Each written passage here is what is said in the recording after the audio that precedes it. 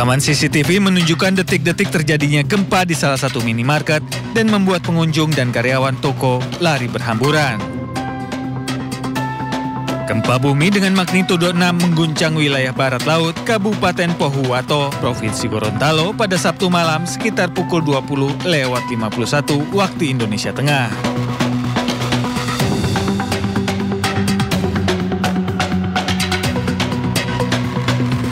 Gempa ini bahkan terasa hingga kota Gorontalo. Sebagian warga terlihat panik dan memilih keluar dari rumah karena takut rumah mereka roboh akibat gempa. Sementara itu dilaporkan satu bangunan sekolah di wilayah Kabupaten Pohuwato yang menjadi pusat gempa yakni SMA Negeri 1 Randangan mengalami kerusakan. Plafon bangunan sekolah tersebut ambruk dan berserakan. Beberapa detik, mungkin 5-10 detik, ada rasa bergoyang, punya goyang begini.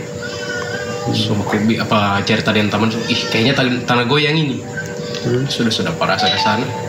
Mungkin beberapa detik selanjutnya itu sudah mulai bukan lagi begini, so bergoyang memang ini.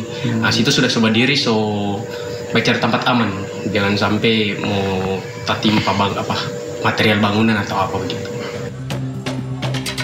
Badan Meteorologi, Klimatologi, dan Geofisika melaporkan pusat gempa berada di 35 km barat laut Pohuwato. Hingga kini, Badan Penanggulangan Bencana Daerah belum mengeluarkan data terkini terkait dampak kerusakan dan korban jiwa akibat gempa ini. Dari Gorontalo, Nur Faizi Hasan, iNews melaporkan.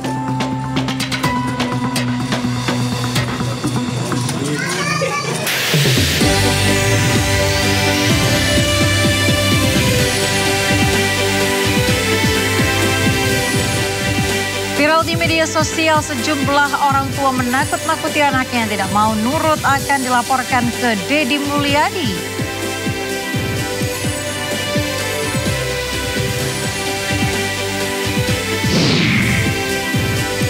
Sebanyak 4 kloter haji hari ini diberangkatkan dari asrama Haji Pondok Gede menuju Tanah Suci.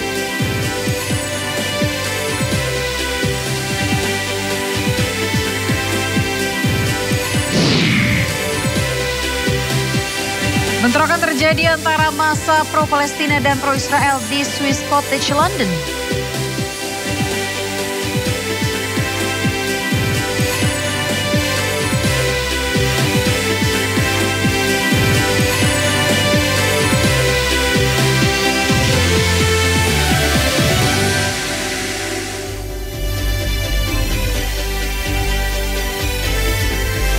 Selamat malam pemirsa, Sindo Malam hadir dengan beragam informasi terkini tanah air serta mancanegara. Bersama saya Ayah Nufus, inilah Sindo Malam selengkapnya.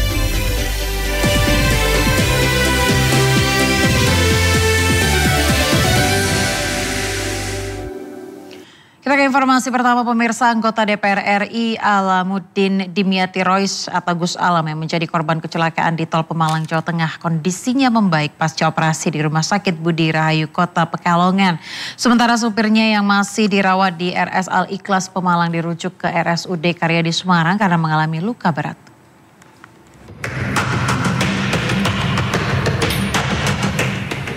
Belia Malkan, sopir anggota DPR RI Alamuddin Dimyati Rois atau Gus Alam mengalami luka berat akibat kecelakaan di Tol Pemalang, Jawa Tengah. Dirinya yang semula menjalani perawatan intensif di Rumah Sakit Al Ikhlas Semarang harus dirujuk ke RSUD Karyadi Semarang. Sementara kondisi Alamuddin Dimyati Rois masih dalam perawatan intensif di Rumah Sakit Budi Rahayu Kota Pekalongan. Polisi menyebut meski mengalami luka berat, kondisi Gus Alam mulai membaik. Sementara polisi masih menyelidiki kejadian kecelakaan di Tol Pemalang ini. Semarang. Untuk supir dan kernet sedang kami mintai keterangan. Kemudian sampai dengan saat ini kasus kecelakaan tersebut masih dalam proses penyelidikan. Sementara tim TAA dari Polda Jawa Tengah sudah melaksanakan olah TKP di jalan tol sesuai dengan TKP kemarin. Sebelumnya, mobil yang ditumpangi 4 orang termasuk Alamuddin Dimyati Rois dan 2 orang asisten pribadinya mengalami kecelakaan di Tol Pemalang, kilometer 315 plus 900. Saat kejadian, menabrak bagian belakang truk Puso pada Jumat dini hari kemarin. Akibat kecelakaan ini, 2 asisten pribadi Alamuddin Dimyati meninggal dunia di lokasi kejadian. Saat kejadian, rombongan sedang dalam perjalanan pulang sehabis acara di sebuah pondok pesantren di Brebes. Ya, pemirsa, sopir travel yang terlibat kecelakaan maut yang menewaskan 3 orang di tol Cisumdawu kilometer 189 Sumedang, Jawa Barat ditetapkan sebagai tersangka. Polisi menyebut kecelakaan terjadi karena sopir mengantuk dan melaju melebihi batas kecepatan maksimum. Penetapan status tersangka terhadap sopir travel Imad Hendrawan dilakukan Satlantas Polres Sumedang usai melakukan serangkaian pemeriksaan. Polisi menyebutkan terdapat 2 poin dari hasil pemeriksaan sopir disertai keterangan saksi penumpang selamat. Hasil olah TKP, kecelakaan minibus travel yang menabrak belakang truk box terjadi di jalur lambat dan melaju beriringan. Cepatnya laju minibus travel di jalur menanjak membuat sopir yang hendak menyalip tidak memperhatikan jarak aman hingga menabrak belakang truk di depannya. Dapat kita simpulkan 2 poin yang utama. Yang pertama adalah kemampuan daripada supir bahwasannya dia dalam kondisi sakit, minum obat diabetes, dan pada saat mengemudi Toyota tersebut dalam keadaan mengantuk. Terkait dengan kecepatan kendaraan daripada Toyota S tersebut melebihi dari kecepatan maksimal yaitu 80 km per jam.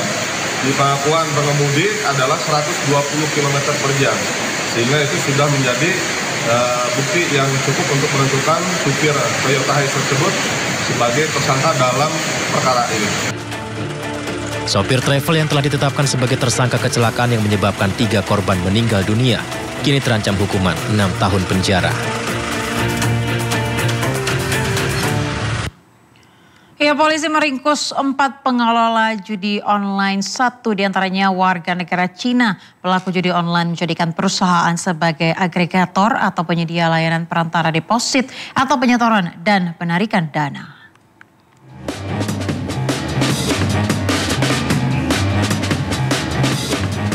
Direktorat Tindak Pidana Cyber Barreskrim Polri meringkus 4 tersangka pengelola situs judi online. Mereka ditangkap di 4 wilayah berbeda: Bandung, Bogor, Jakarta Utara, dan Jakarta Barat. Pelaku menggunakan modus merchant agregator agar situs judi online sulit diungkap.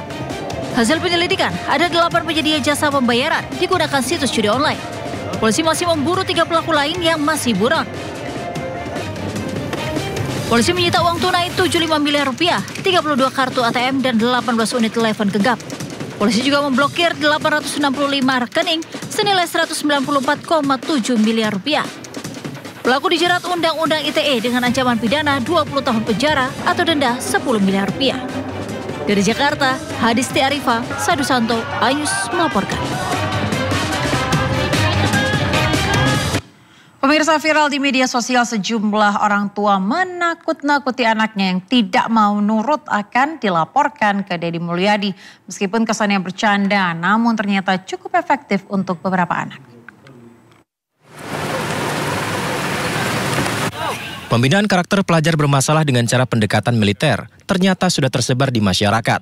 Menariknya, sejumlah orang tua menggunakan informasi ini untuk menakut-nakuti anaknya yang tidak mau menurut. Tersebar di media sosial, anak yang awalnya melawan jadi takut ketika dibilang akan dilaporkan ke Pak Deddy. Dalam hal ini yang dimaksud adalah Deddy Mulyadi, Gubernur Jawa Barat. Meskipun orang tuanya bercanda, tapi ternyata beberapa anak jadi nurut. Orang tua harus apa? Lapor, Pak Gubernur, ada anak namanya Raska. Dikasih taunya sama orang tua. Udah dong.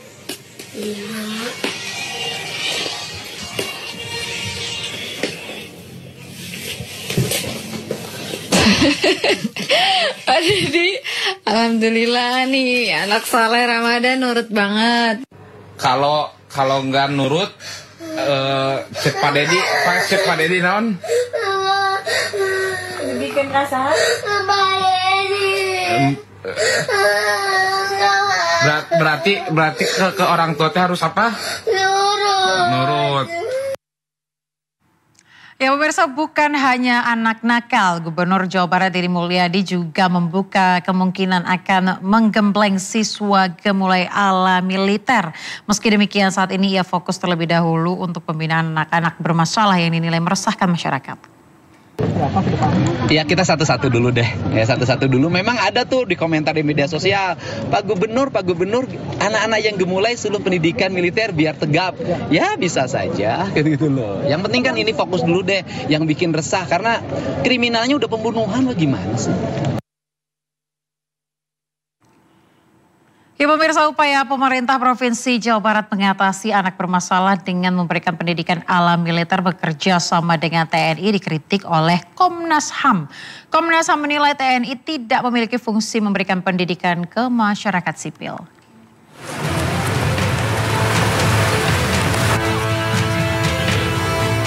Menggunakan pendidikan militer untuk anak-anak yang dikategorikan bermasalah dikritisi oleh Komnas HAM.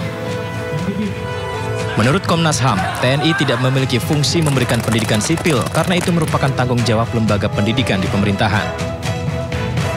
Sebenarnya TNI itu tidak memiliki fungsi untuk bagaimana memberikan pendidikan bagi sipil gitu ya, karena itu fungsi-fungsi yang harusnya diberikan oleh lembaga pendidikan dan itu oleh pemerintah gitu. Jadi kami khawatir bahwa ini akan terjadi problematika karena sesuai dengan undang-undang, bahkan undang-undang yang terbaru sekalipun gitu ya, tidak punya kewenangan untuk bagaimana memberikan penguatan pendidikan bagi pendidikan sipil gitu, sehingga tentu kebijakan ini kami tidak setuju gitu. Komnas HAM juga berharap pengembalian fungsi pendidikan bisa dimaksimalkan dari sekolah dan memprioritaskan pembinaan anak sesuai dengan usianya, bukan menggunakan militer. Ya, Gubernur Jawa Barat Deddy Mulyadi mengunjungi 39 anak-anak bermasalah di Resimen Armet 1 Purwakarta. Tidak hanya anak-anak pemirsa, Deddy Mulyadi menyatakan nantinya orang dewasa yang bermasalah mengarah ke kriminal juga akan dibina oleh militer.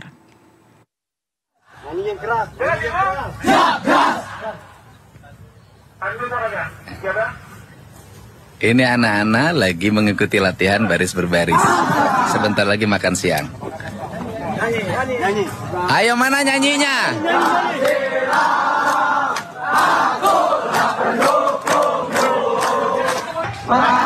Orangnya sudah tahu belum? Siap. Apa ya? Selamat. Siap. Ini anak-anak baru selesai latihan menuju makan siang. Mereka sehat, bahagia, dan dalam waktu 2 hari PBB-nya udah keren banget. Mohon ini semuanya adalah demi kebaikan Cara bergiliran. Bakal dan karakter utamanya. bangsa. Ya, mohon beri ruang bagi kami untuk memperbaiki anak-anak Jawa Barat. Mohon beri ruang bagi kami untuk mereka menciptakan menjadi orang hebat. Mohon beri ruang bagi kami untuk melahirkan orang-orang istimewa dari provinsi, dari tanah yang kami cintai. Salam untuk semuanya. Ini anak-anak hebat masa depan, bukan anak-anak nakal lagi. Gubernur Jawa Barat Deddy Mulyadi meninjau langsung pelaksanaan program kedisiplinan bagi 39 siswa yang tengah menjalani pendidikan karakter di Resimen Armet 1 Purwakarta, Jawa Barat. Deddy mengklaim anak-anak menjalani program pendidikan karakter dengan riang gembira.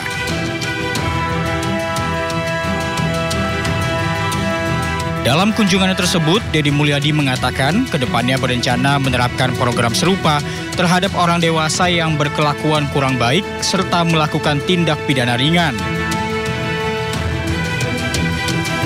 Bahkan saya berencana setelah SMP dan SMA ini berhasil, saya lihat nanti sebulan ke depan ya, ini berhasil, maka nanti yang dewasa.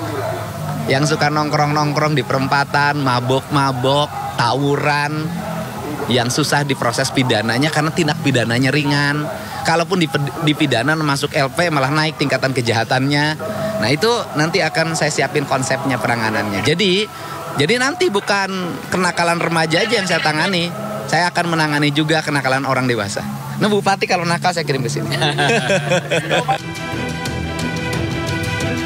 Nantinya, program kedisiplinan bagi siswa nakal tingkat SMP dan SMA akan berlangsung di sejumlah daerah, seperti di Bandung, Bekasi, Sumedang, Cianjur, dan Kabupaten Bandung Barat. Tim Liputan, iNews melaporkan.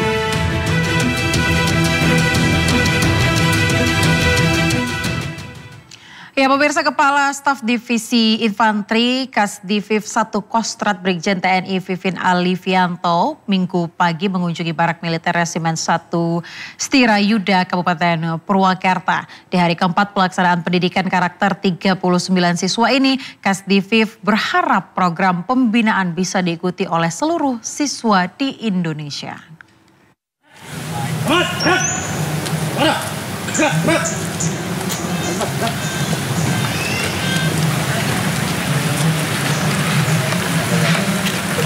Kepala Staf Divisi Infanteri Kasdivif 1 Kostrat Brigjen TNI Vivin Alfianto mengunjungi barak militer Resimen 1 Stirayuda, Kabupaten Purwakarta, Jawa Barat. Dalam kunjungan itu hadir juga Bupati Purwakarta Saiful Bahri bin Zain. Rombongan hadir untuk meninjau barak tempat tidur para siswa juga memastikan segala kebutuhan para siswa harus tercukupi. Brigjen TNI Vivin menyebutkan langkah yang dilakukan Gubernur Jawa Barat dan Bupati Purwakarta perlu didukung karena kedepannya nasib bangsa akan dipikul anak-anak muda bangsa. Mereka ini tunas-tunas kita yang melanjutkan negara ini nanti mereka. Makanya kita mari bina sama-sama. Di daerah lain bisa dicontoh lah ini. Kapan lagi kalau nggak sekarang? Nanti kalau udah kejadian sudah satu generasi hilang, udah hilang, kita putus. Makanya mari kita selamatkan negara ini melalui perbaikan dari generasi bisa jadi ini. Pada hari keempat pelaksanaan program kedisiplinan, 38 siswa mengikuti pendidikan wawasan kebangsaan, budi pekerti, cinta tanah air, dan lainnya. Dari Purwakarta, Jawa Barat, Irwan, iNews melaporkan.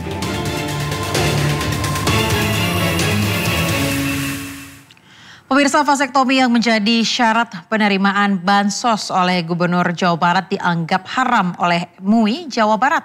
Dedi menyebutkan program itu adalah program kementerian dan bisa dibuka jika diinginkan.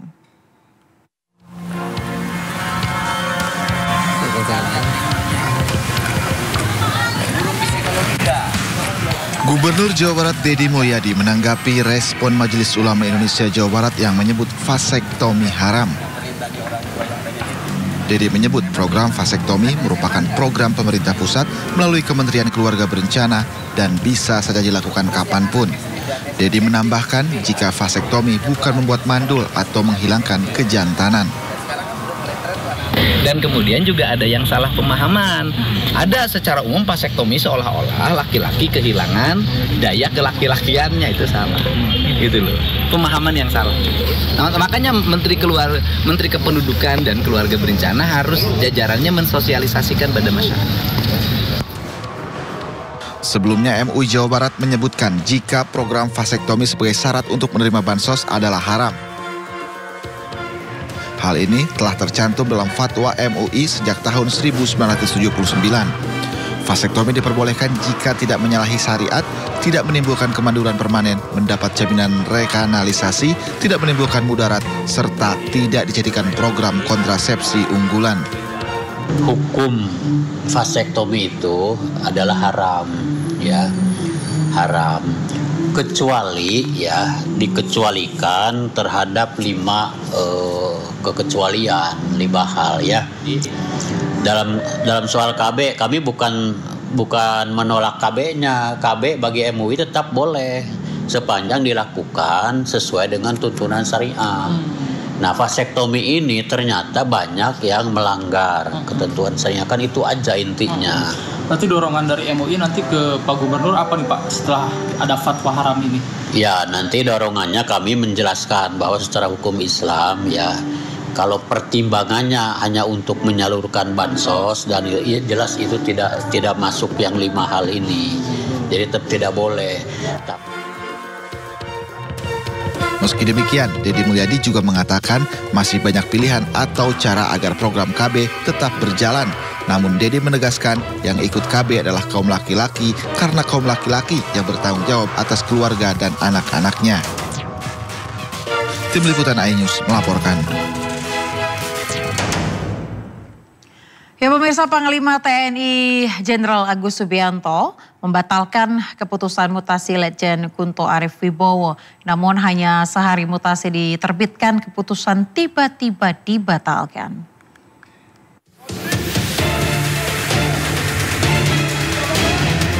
Sebelumnya Panglima Jenderal TNI Agus Subianto rotasi mutasi terhadap 237 perwira tinggi TNI. Letjen Kunto masih memegang jabatan Pangkogap Wilhan I. Dia pun batal digeser menjadi staf khusus Kasat. Kepala Pusat Penerangan TNI Brigjen Kristo Mesianturi mengungkapkan alasan pembatalan mutasi Letjen Kunto dan 6 pati TNI lainnya. Setelah Kep dikeluarkan, Kep 554 _4 Romawi tahun 2005 tanggal 29 April 2022, ternyata dari rangkaian gerbongnya, rangkaian yang harus berubah mengikuti alurnya Pak Kunto itu, ada beberapa yang memang belum bisa bergeser saat ini. Ya, sehingga diputuskanlah untuk meralat atau menangguhkan rangkaian itu. Dan dikeluarkanlah Kep 554A dari 4 Romawi 2025 tanggal 30 April dengan rangkaian yang lainnya.